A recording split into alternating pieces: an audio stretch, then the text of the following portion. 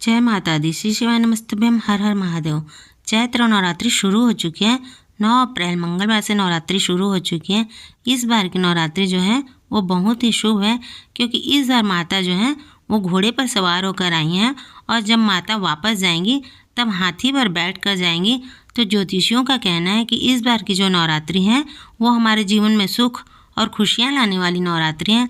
ऐसे में कुछ उपाय करके हम अपने जीवन से दुख और परेशानियों को दूर कर सकते हैं और अपने जीवन को खुशियों से भर सकते हैं। चलिए बात करते हैं उपाय की। 11 अप्रैल बुधवार के दिन गणगौर तीज है, यानी कि गणगौर जो है वो माता पार्वती का नाम है। जिस प्रकार भादो मास की तीज का बहुत ज़्यादा महत्व रहता है, उसी प्रकार नवरात्रि की तीज भी जो है वो पार्वती माता को समर्पित है। तो इस दिन के कुछ खास उपाय मैं आपके लिए लेकर आई हूँ। चलिए बात करते हैं सबसे पहले उपाय की। पहला उपाय उन लोगों के लिए है जिनका विवाह नहीं हो पा रहा है, तो तीज के दिन आप लोग एक उपाय अवश्य कीजिए। देखिए, लड़का हो चाहे लड़की, कोई भी इस उपाय को कर सकते हैं। जिनका विवाह नहीं हो रहा है, उनके विवाह में या तो नाड़ी दोष आ जा रहा है या फिर कुंडली दोष आ जा रहा है या कोई न कोई विघ्न बाधा आ रही है, तो गुरुजी कहते हैं यदि आपने इस उपाय को कर लिया तो आपका विवाह निश्चित रूप से होकर रहेगा और 3 महीने के अंदर ही आपको खुशखबरी मिल जाएगी। तो चलिए बात करते हैं उपाय की। देखिए, इस उपाय में जो आपको सामग्री की ज़रूरत है उसका इंतज़ाम आपको आज से ही कर लेना चाहिए, क्योंकि आप सुबह कहाँ भाग दौड़ करते फिरेंगे। क्योंकि सुबह सुबह आपको ये उपाय कर लेना है। सुबह सो के उठने के बाद सबसे पहले नहा लीजिए और नहाने के बाद ही इस उपाय को कर लेना है। तो चलिए बात करते हैं उपाय की और इसमें क्या सामग्री चाहिए। देखिए, इस उपाय के लिए आपको जो सामग्री चाहिए उसमें आपको एक मिट्टी का कलश चाहिए। ये मिट्टी का कलश जो है ये आपको बाज़ार में आसानी से मिल जाएगा। तो आज ही आप लोग इस कलश को खरीद कर लाकर रख लीजिए अपने घर में।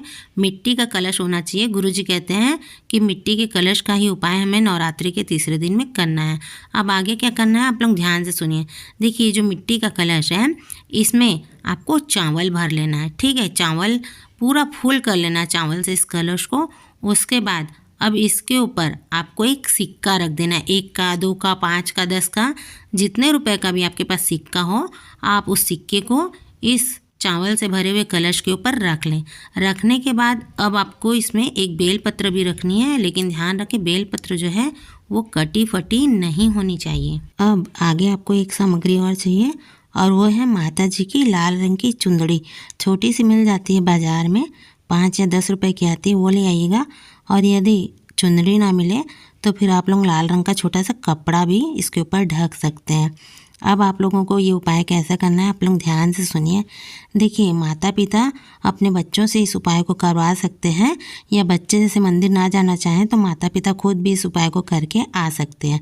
इसके लिए करना क्या है, देखिए, सुबह जब आप लोग कल के दिन उठ के नहा धो लेंगे, उसके बाद आपको ये सब तैयारी कर लेनी। करने के बाद आपको अपने बच्चे का हाथ लगवा लेना है इस कलश में और उसका नाम और गोत्र ले लेना है। और फिर उसके बाद किसी भी देवी माता के मंदिर में पहुंच जाइए। पहुंचने के बाद आपको माता के मंदिर में माता जी के पास इस मिट्टी के कलश को रख कर अपने बच्चे का नाम और गोत्र बोलकर माता अशोक सुंदरी का नाम लेकर अपने बच्चे की विवाह की कामना कर कर वापस आ जाना है। गुरुजी कहते हैं कि माता अशोक सुंदरी के नाम से आप लोग इस उपाय को करेंगे तो नवरात्रि में आपके बच्चे के विवाह बहुत जल्दी हो जाएगा, 3 महीने के अंदर हो जाएगा।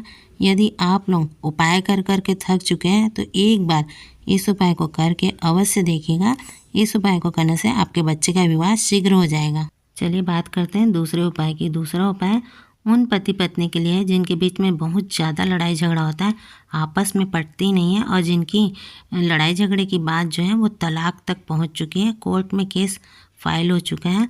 लेकिन देखिए, यदि पति पत्नी तलाक लेना ना चाहें और उनके मन में अभी भी एक दूसरे के लिए प्रेम है और वे लोग चाहते हैं कि हम किसी तरह से एक हो जाएं, तो वे लोग कल के दिन इस उपाय को जरूर करें। इसके लिए करना क्या है, देखिए, इसके लिए आपको करना ये है कि आपको एक माता रानी का झंडा लेना है। झंडा लाल रंग का होना चाहिए, छोटा बड़ा कैसे भी हो सकता है। लेकर पति या पत्नी दोनों में से कोई भी एक इस उपाय को कर सकते हैं। और झंडा लेकर आप लोग मंदिर पहुंच जाएं। अपने साथ आपको एक मक्खन की डिब्बी भी लेके जानी है। 5-10 रुपये में छोटी सी मक्खन की डिब्बी मिल जाते हैं उसको, और माता रानी के नाम का झंडा लेकर आप मंदिर में पहुंच जाएं। पहुंचने के बाद जो झंडा आप लेकर गए हैं उसके किनारे किनारे में आपको ये जो मक्खन की टिकिया लेकर गए हैं इससे छोटी छोटी लाइन बना देनी है, यानी कि जो झंडे के किनारे हैं उसके ऊपर इस मक्खन की बट्टी को चला देना है। चलाने के बाद ये झंडा जो है ये माता के मंदिर में समर्पित कर देना है माता के पास।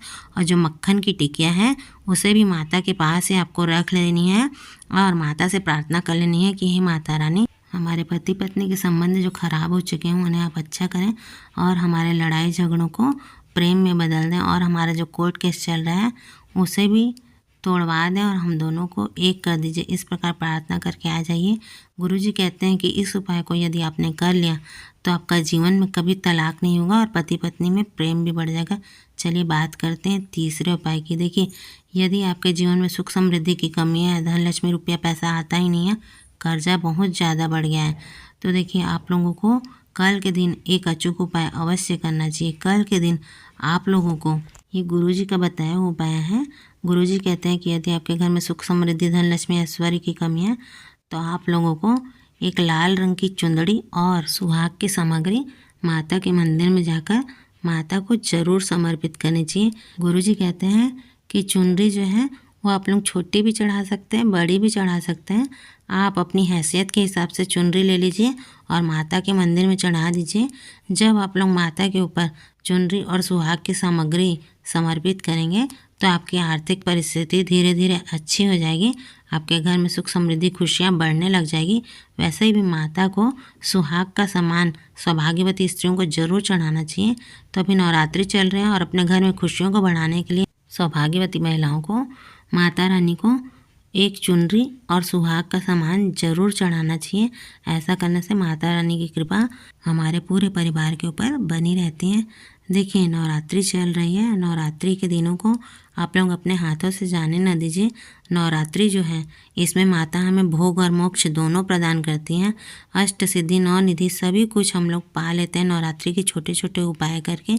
यदि हम लोग बड़े बड़े व्रत उपवास ना कर सकें, बड़ी बड़ी पूजा पाठ ना कर सकें, तब भी नवरात्रि में माता रानी के छोटे छोटे उपाय करके माता को मना लेना चाहिए। देखिए, माँ तो जो होती है वो माँ होती है, वो हमारे छोटे से उपाय से भी खुश हो जाती हैं। तो इसलिए आप लोग छोटे छोटे उपाय ज़रूर कीजिए। वीडियो पसंद आए तो प्लीज़ लाइक करें, शेयर करें, मेरे चैनल को सब्सक्राइब करें। जयकारा शेरावाली का बोल साचे दरबार की जय।